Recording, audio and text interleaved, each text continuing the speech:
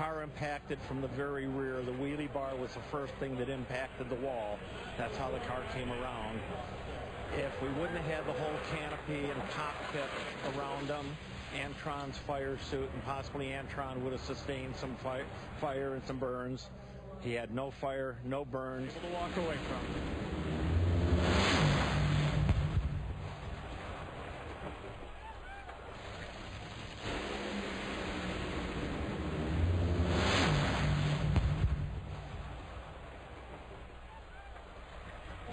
At the far end of the racetrack, this is how Khaled Belushi and everyone at the top end found out about the incident.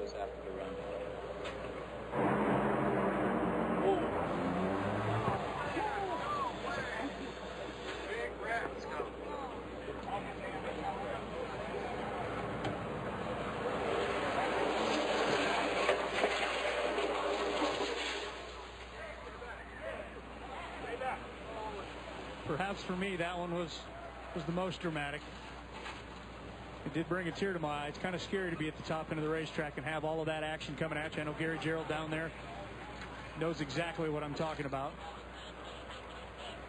Well, after a 1 hour and 26-minute delay, not only to clean up that, more importantly to fix the gate that Antron unfortunately ran into, the NHRA Safety Safari has done a great job getting this racetrack back ready to go. Here's that wall that I was talking about.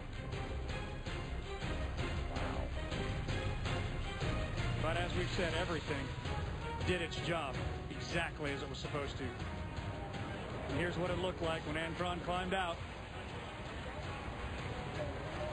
And it took a little time, too, to pull the canopy off the top of that car. Holding up his hands as if to say, I'm okay. After a scary ride. All the safety equipment did its job. The safety safari was on the scene immediately, as was David Grubnick, who had a front row seat, Jamie. David Grubnick was in the opposite lane of Antron Brown when that incident unfolded. What did that look like from your seat? Oh, it's a catastrophe, and we don't like seeing that at all. And, you know, we pulled the tyres loose, and then we know it, and I was trying to decide, do I want to chase Antron down or not? And his car was hooked up, and it was running good. There was no point. So as far as I was concerned, well, we lost that round. Going into the lights, Antron's car fireballed, and after that, pieces started flying off it, so I'm assuming it cut a tyre down or something. Something happened. I saw his car slide over into my lane, shut-off area, but it was way down there, and then hit the wall, and pieces started flying off it everywhere. So then the concern is obviously for the driver. Is he okay? Is he okay? The cars are very safe, and they're built very safe. So, and getting down there and seeing him out of the car, seeing him moving around, so, you know, then it's sort of like, oh, relief. Okay, we're going to have some downtime, but he's okay. So that's the main thing. That's what we all care about. So, you know, we'll all live to race another day. And the dramatic moment captured by talented photographer Mark Rabilis. Just look at the intensity. Here's Antron Brown just a moment ago coming out of the medical center. Appearing to be no worse for the wear. Good news. John Kernan. And with Antron Brown. And Antron, you look to be in pretty good shape. How are you, and what do you remember about the accident? I'm good. I'm good, John. Hey, you know, I just remember going to the end of the racetrack.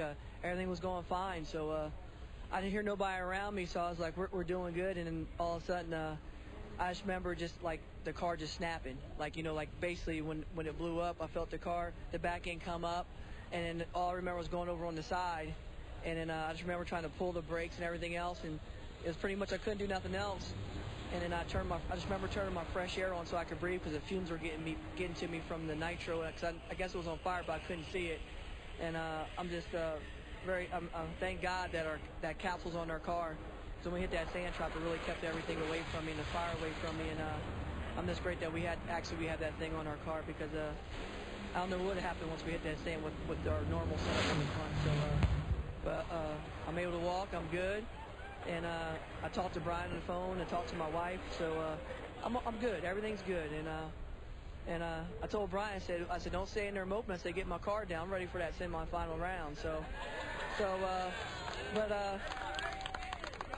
But they already pulled the plug on that. They made an executive decision, so we're going to go back and just regroup and just try to find out what happened. Back to the capsule. Do you think it really did a great job as far as preventing you from having further injuries or more serious injuries? Absolutely. The windshield's over 5/8 of an inch thick, so nothing got to me.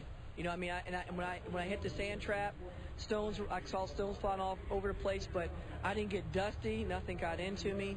So it really did its job. And the fresh air system and in the fire system, I didn't have enough fire in the cockpit or nothing like that to really turn my fire bottles on. If I did, I could have turned my fire bottles on. So I was all coherent for that. And the coolest part was I just can't thank NHRA and Safety Safari enough, because when I was upside down sitting in that deal, I already saw the truck pulled up by the sand pit. I saw the guys running up there, so I knew it was just a matter of time before they got to me. They were able to lift my car up on the side a little bit. They got my canopy open. That's when I undid my seatbelts myself, and I got out there, and I'm here to talk about it right now. So it definitely did its job, and we have some great people here at NHRA Safety Safari. I can't thank them enough, for sure. It's great to see that the capsule held up, did its job. Great to see Antron out here, and the fans give him a round of applause.